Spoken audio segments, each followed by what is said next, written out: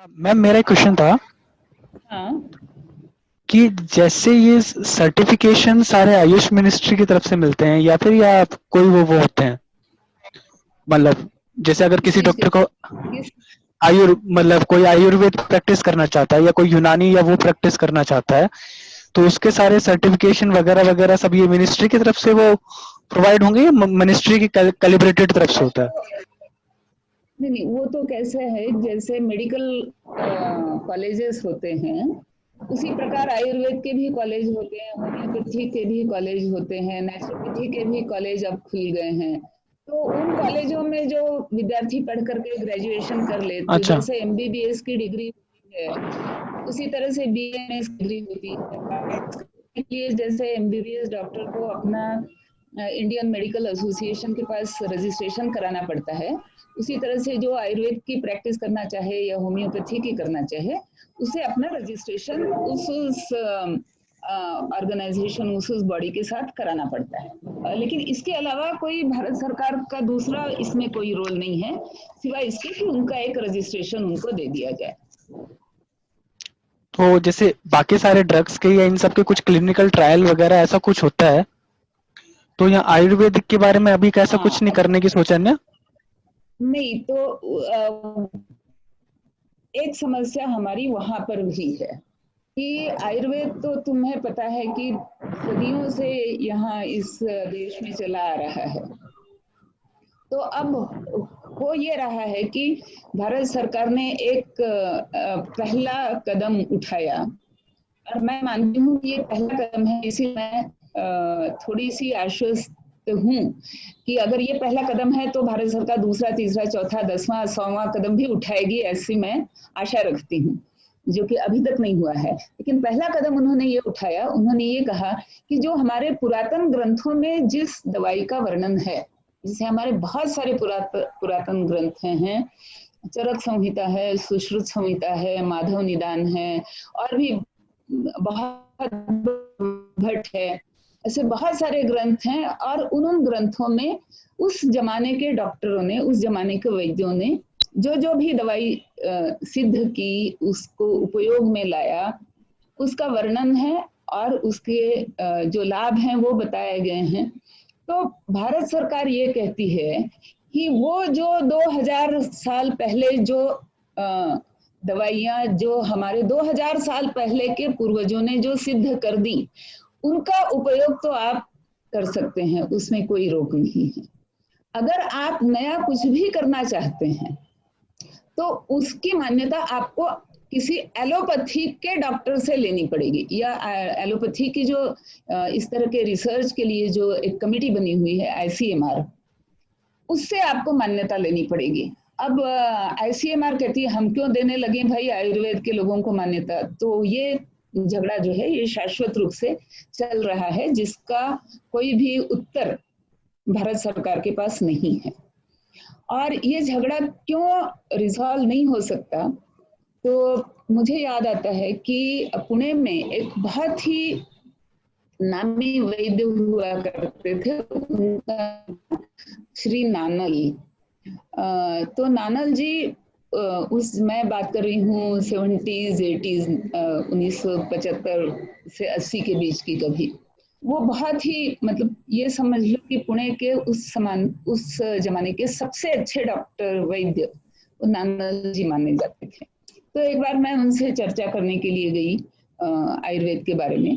तो वो मुझे बता रहे थे कि आईसीएमआर ने एक बार उनको, मतलब ये जब घटना वो बता रहे हैं उससे 15-20 साल पहले की बात वो कह रहे थे, कि आईसीएमआर ने उनको कहा कि अच्छा वैद्य जी आप ऐसा करिए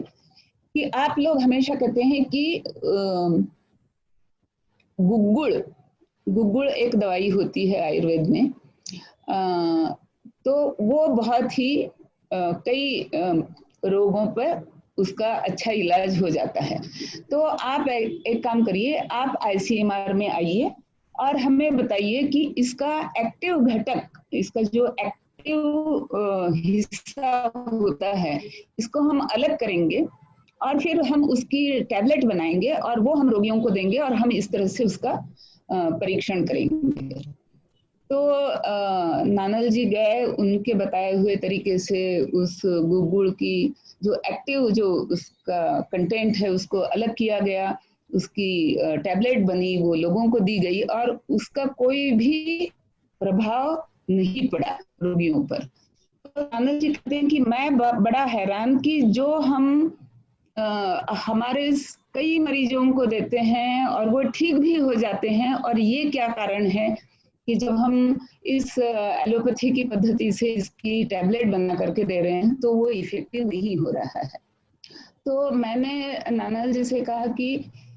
हम लोगों ने केमिस्ट्री में एक तत्व सीखा होता है जिसे कहते हैं कि कैटलिस्ट। तो कोई केमिकल है वो दूसरे केमिकल के साथ रिएक्शन नहीं करता है नॉर्मल कंडीशन में, लेकिन अगर वहां कोई कैटलिस्ट मौजूद हो तो वही रिएक्शन बहुत अच्छी तरह से होती है।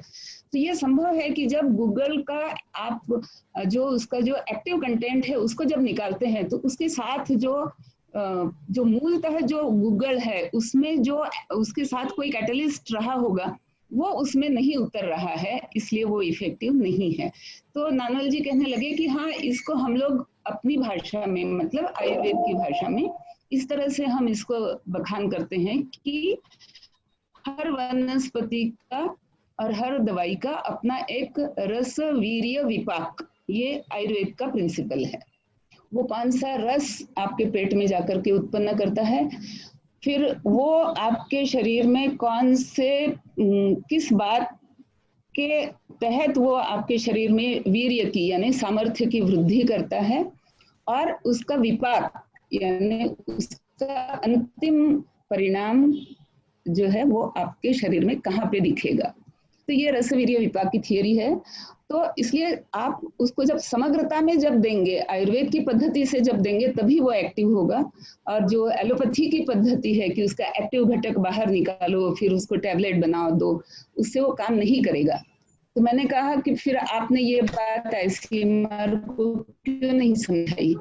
तो उन्होंने क्या कहा मुझे अभी ठीक से याद नहीं पड़ रहा है, लेकिन ऐसा लगा कि वो शायद ये कह रहे थे कि आईसीएमआर में पूरे के पूरे एलोपैथी के डॉक्टर्स थे और उसमें ये शायद अकेले पड़ गए थे, इनकी आवाज और आईसीएमआर के लोगों को ये बात समझ में ही नहीं आ रही है कि कोई दवाई जो हर्बल दवाइयाँ जो हम देते हैं आयुर्वेद में वो उसकी समग्रता में काम करती है। तो उसके एक्टिव कंटेंट को बाहर निकालो, इस तरह से दवाई आयुर्वेद में काम नहीं करती है। लेकिन हो सकता है कि ये बात तब आईसीएमआर को समझ में ना आई हो, लेकिन अब इतने वर्ष हो गए, मैं ये सोचती हूँ कि हमारे आईसीएमआर के लोगों को क्या हो गया है, क्योंकि after all they are meant for research. तो रिसर्च के व्यक्ति की पहली ये शर्त होती है कि उसका दिमाग हमेशा खुला रहना चाहिए। अब बंद दिमाग से हमारे देश में अगर रिसर्च हो रहा हो तो क्या होने वाला है, समझे विपिन।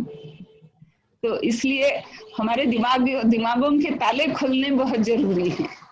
ऐसा मुझे लगता है।